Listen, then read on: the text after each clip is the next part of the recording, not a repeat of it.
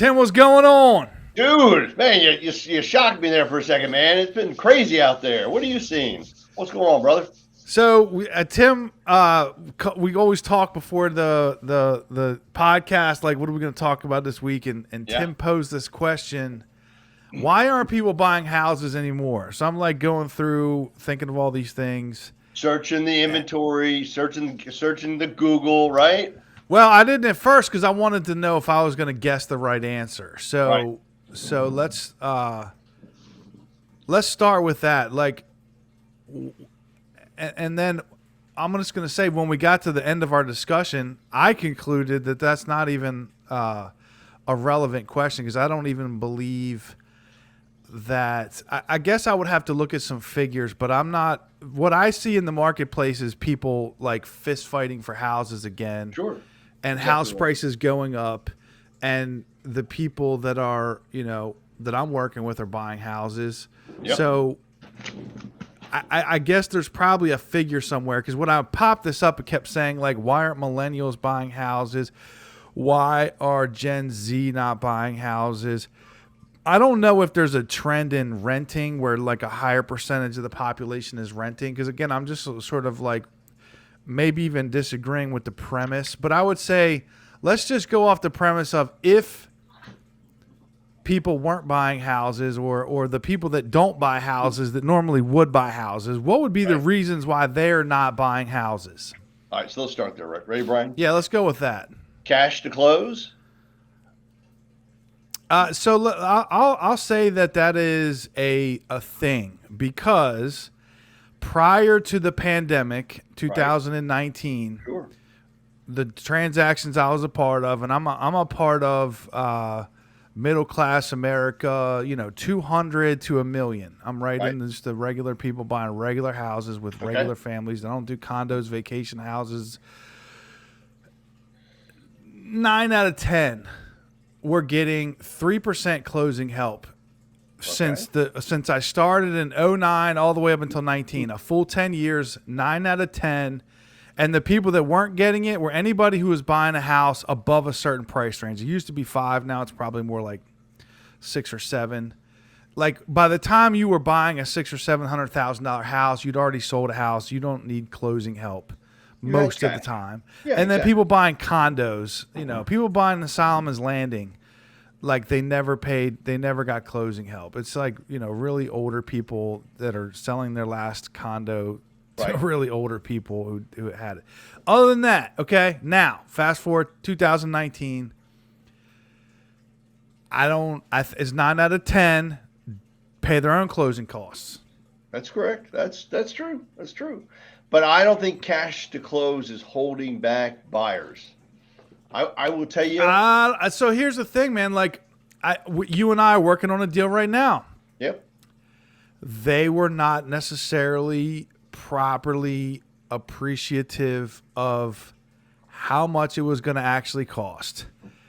And they were working with another lender, and I had to bring them over to the Tim Murphy team. Right. And, they were kind of going around, and, they had their down payment money together, and I'm starting to they're having a conversation with them, and I'm bringing them along.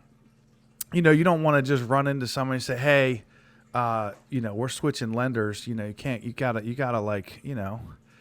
respect the relationship first of all. I don't steal people. Very true. Very true. Tim ended up getting them a better rate and lower closing costs. But just to the point, Tim, they didn't realize this was a $600,000 house, and Howard County closing costs are more like three and a quarter, 3.5. Actually, even up a little higher. Actually, yeah. That's a lot of money, man. We're talking over $20,000. Sure. On top of their down payment, and that's money that, like, it doesn't go pay down the principal. It doesn't get you a better rate. It doesn't do anything other than, and that doesn't even include this new thing. Tim and I were discussing the other day, and this is some inside baseball, but, like, prior to the pandemic or prior to this higher interest rate situation, people would get mortgages and not have to pay points. and now it's they do. I don't want to get into the whole reason why, That's but another just getting a mortgage costs more money. Yep, it does. But I don't believe cash to close still is a factor, Brian, because you know what? It is a factor. It It's might a not factor, be but the it's not the factor. major factor. Right, correct. Especially with 100% financing out there, especially with down payment assistance, And we still are USDA, getting VA. closing cost help in some Yeah. situations. I would Or, say like right. 400,000 and under, houses that don't have multiple offers. Even the ones that do have multiple offers, a lot of times we're still able to work it. You know what I mean? Right. Like we'll just raise the sales price 20,000 and ask for 15 or something like that. Well, and I want to bring that up. This is a really good point. So the house we just talked about, where I think the ending price was 598, right? Yeah. The appraisal came in at 612. So most Wow. likely, what are we going to do, Brian? We're going to raise the Roll in price, some closing costs. roll in some closing help. But that's my point. I see. I knew I got them a deal. I knew I got them a deal, and they just they were having a hard time getting behind me on it. I'm telling you, that house is actually worth $7 with just a little bit of work. That's fantastic news, by the way. So number one, cash to close, not the major reason. Okay. Do you think it's credit? No. The credit standards have remained the same since Correct. 2009 when I started. Actually, it may have gone up or down a it's fraction. Down a little bit. Dude, you can look, if you really do it right, and this is totally insane and I probably shouldn't say this, but FHA loans go to 500 with 10% down. I did not know that. VA loans go to 500 with a little money down. So my point to you is, look, what's the interest rate of 500 credit? That would be worth a podcast. Look, the question isn't what's the interest rate. The question is I'm getting a home. All right. So it's not credit. It's not credit. Yeah. What is it? Yeah. Or now, what's another theory? Another theory says inventory. Yeah. So and this is what. So just to kind of fast forward, that's the answer that pops up on the internet. But do you think it's right? I do not. Mm-mm. I do not. So possibly in some situations, I can say it like lack of inventory in some markets for sure, because our friends that we're discussing were looking at houses that started to look like another state where they were doing open house. They were only showing they put the house on the market and they would only allow showings on Saturday and Sunday between 2 and 4, and they would do these, or 12 and 4, and they would do these open houses. Line of cars and but I'm saying, there was like a line of cars. There was 10 to 15 families in the house at all times. I walk in the front door, the real estate agent's standing there. She's like, "We got 5 offers already, and it's been on the market now for like 4 hours." Yeah, and it's like, well, how are you going to win in that situation? So lack of inventory might be a situation where it's like lack of houses that I can actually buy. Right. Is that what that means, or just mean lack of houses for sale? I think lack of houses for sale, and now you flipped into the number 4 reason, right? Affordability. Is that which is my theory on the real reason why people aren't buying houses? And see, I don't think that's the case at all. No, I 100% believe that because of the disparity between the median income and the median home price, or the percentage of income that's required to cover a mortgage, is now at an all-time in the history of the earth level.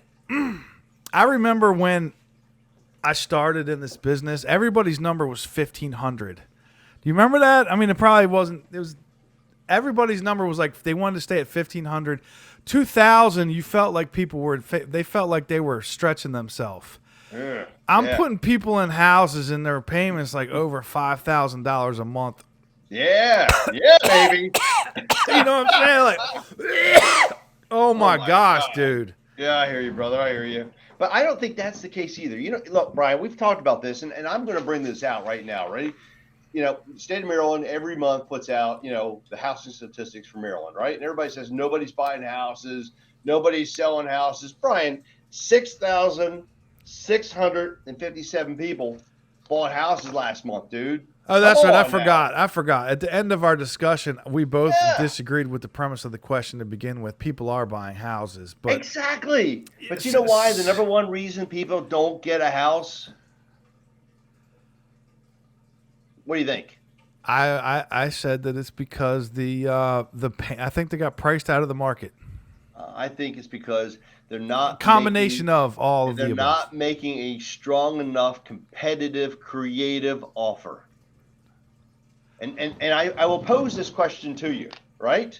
You've got three people making an offer on this house. One guy says, well, the price is 350. I'm going to offer 365 and roll in closing. And the lender's saying, put 20% down, make it look really sharp, but you need that closing help. Somebody else is going FHA and they're asking for 5% in closing, so they're wrapping it up. Then you got, ready, Mr. Real Estate Agent who's thinking things through, very sharp, and says, look, let's go in with the price and not ask for closing. Let's find out and accommodate. How quick do they need to close, right? We need to find out what the hot buttons are of the seller. And I'll tell you what, the deal that wins is that competitive deal where the agent and the seller feel the less risk, they feel the loan's going to close and it's going to Well, go to the yeah, I paper. mean, I don't disagree. My number was 2, so that's how many offers I wrote for that client. 2 offers. We won the second offer I wrote. All right, so you see what I'm saying about, right? Come on now. I'm patting myself on the back.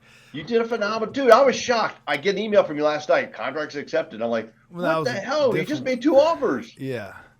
Well, so you're saying that they're just giving up because they can't pull it off? They're giving up, period. They're not being creative. They're not doing the research. They're not doing the background check. And they're not making as competitive and as aggressive offer as could be made. And part of that, Brian, I'm going to pose this to you. Ready? I think part of it is because the clients aren't getting the right guidance or advice on the loan programs to begin with up front.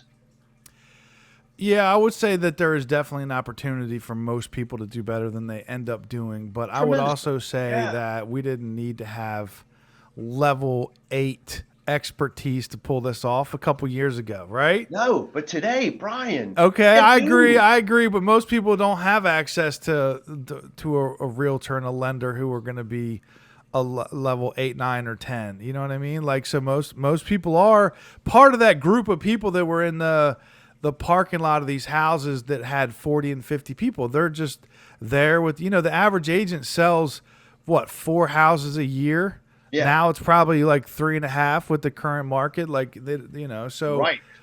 So let's talk about what the headline is more realistically like prevalent is why people aren't selling their houses.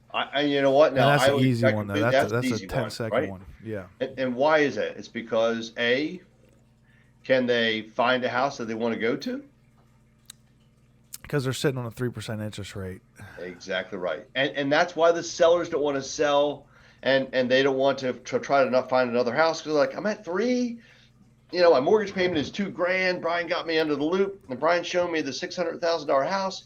I'm going to net $150,000, but my payment's going to be $5,000. Brian, how am I going to be able to afford that, man? Right.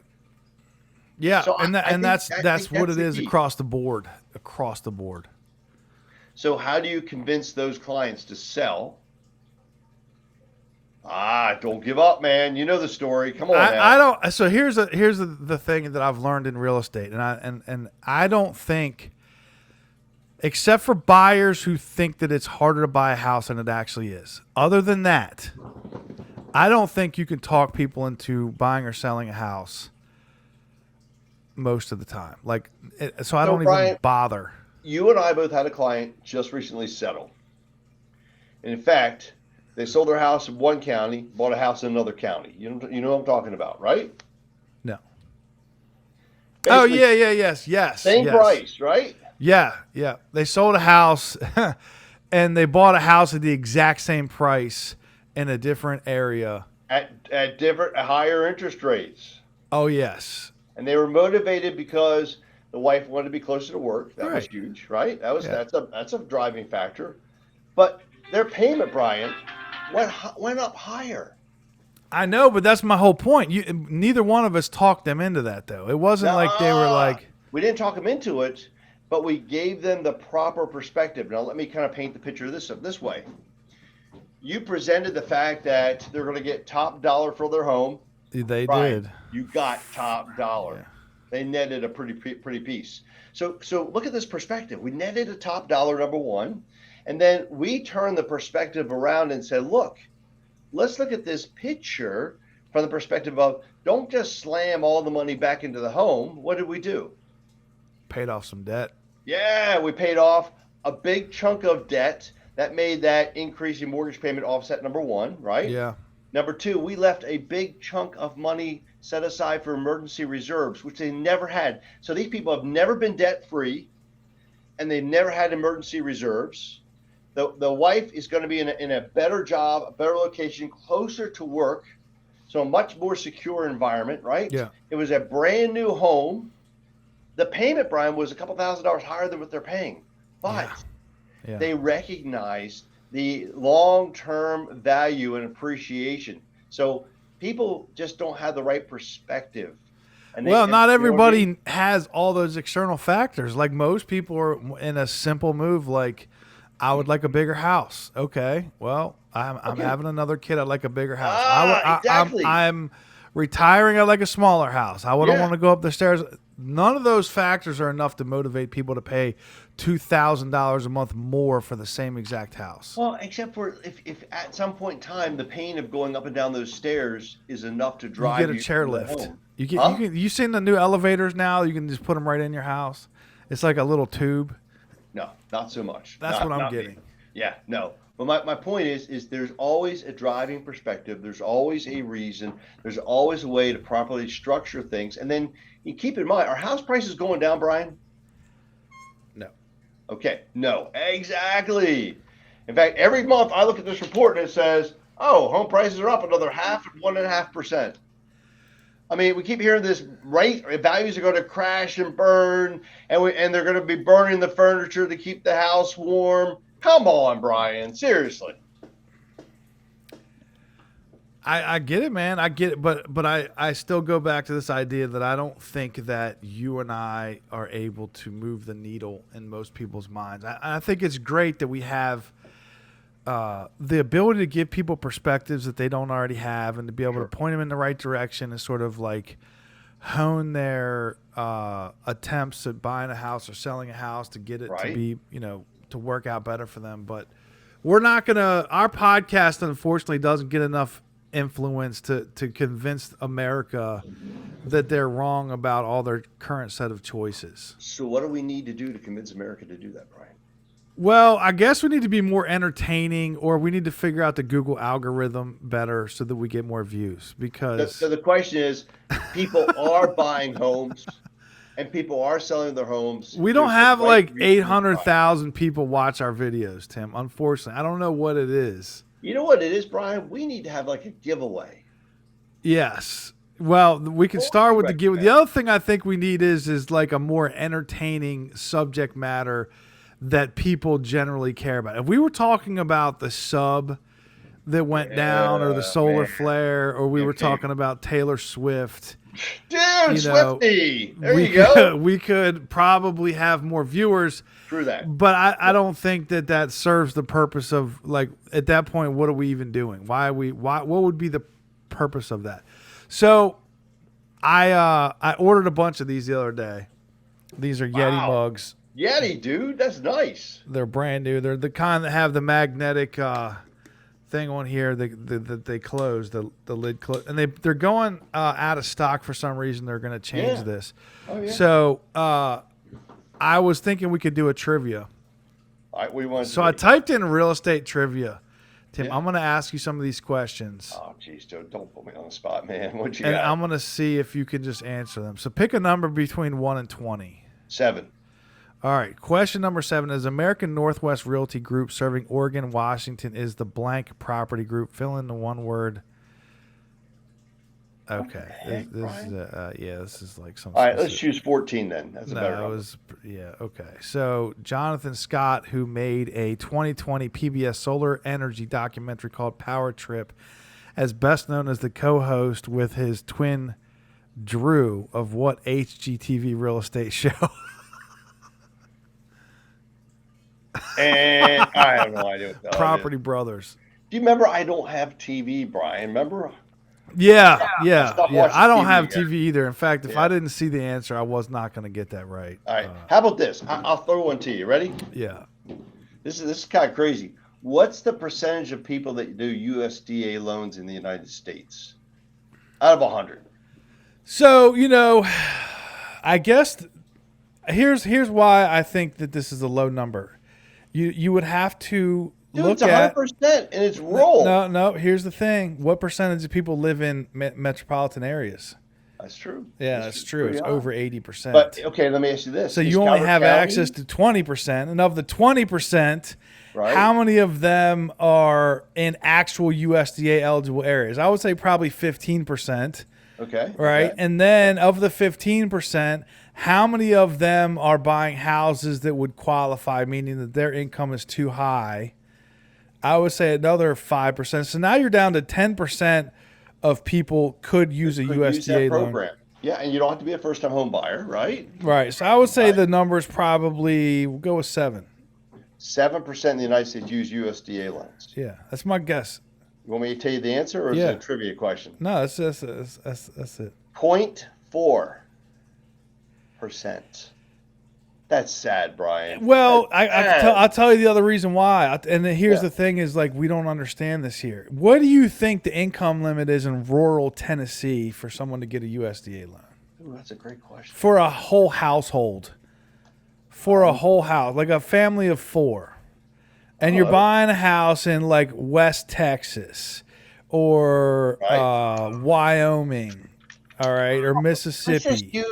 Let's just use Calvert County. No. Easy. You don't understand. Calvert County is the 8th All right. highest per capita income in the United States of America. Is it really? It is. Okay. In fact, like 4 or 5 of the top richest counties in the entire United States are in the DC metro area. All right. So let's go ahead and choose. You said Tennessee. Is that where you want to go? Rural Tennessee, not like Nashville or anything. All I'm right, talking about like. How about this? Let's just choose. Let's just choose. Or go to Alabama. Alabama. Damn. Okay. Hold on here. Alabama. Rural Alabama, not Montgomery, Alabama, but like out in the thing, and that's going to prove my point. Why only 0.4 people have it? This is Tim's about to answer the question. Okay. All right. Damn, Arkansas is pretty high too. Exactly, Wow. Arkansas is another one. No, it's high. I was like shocked as It depends both, on man. where you're at, though. Just got through Alaska. Hold on here. I gotta find Alabama. I have to remember how to spell. Maybe you know this off the top of your head. What is in Caroline County? No, dude, no. Go back to Alabama. Okay, Marshall County, Alabama. Family of 4 or less. Marion County. That's tough market. 4 or less. What's the maximum income for USDA? 80,000. 103,500. See, I don't know, man, because back when I was doing this, Back in the you'd day- see them at like 40,000. That's my point. It's changed, Brian. Like a family of 5 or more, it's 136,600. And by the way, that's for just about that's the entire county, entire state of Alabama. What is it in Caroline County, Maryland? I gotta go to Maryland. But my point is, and by the way, these change. These are getting ready to change and go up again. Okay, they go up this week coming up. They're supposed to come out. Are they going to put the Ranch Club in there? Take them out? No, dude, no. Ranch Club And is North Beach it's and Chesapeake secure, Beach, they man. were going to cut them out of the Secure. map at one point. They would never do such a thing. Caroline County. How much do you think it is for Caroline County?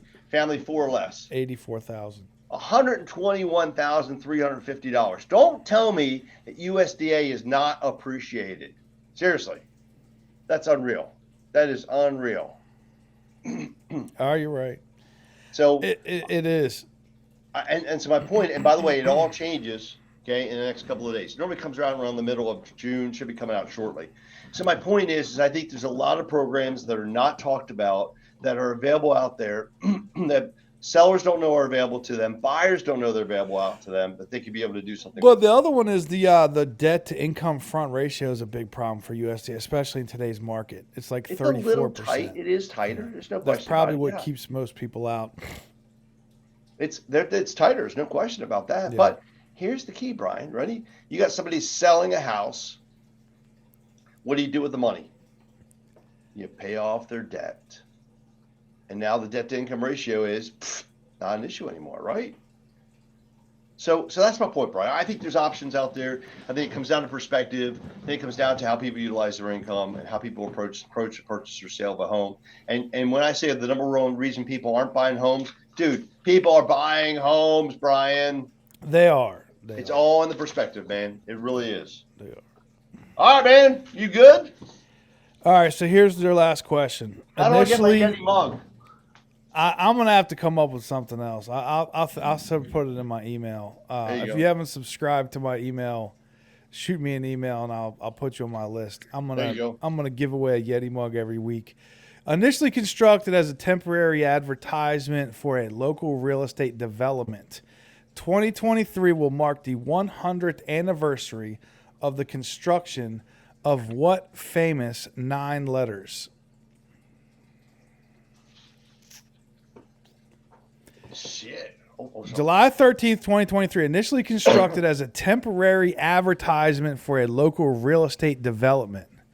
2023 will mark the 100th anniversary of the construction of what famous 9 letters? Wow. I don't know, man. Hollywood. Ah, very cool, man. I do like that. I didn't even know that. That sign was put up there to advertise a real estate development. There you go, man. It's all in your perspective, Brian. That's all it comes down to. All right, man. You good? All right, Tim. All right, brother. I appreciate you, brother. Thank you, man. Talk to you soon, man. Have a good one. Bye-bye. So we got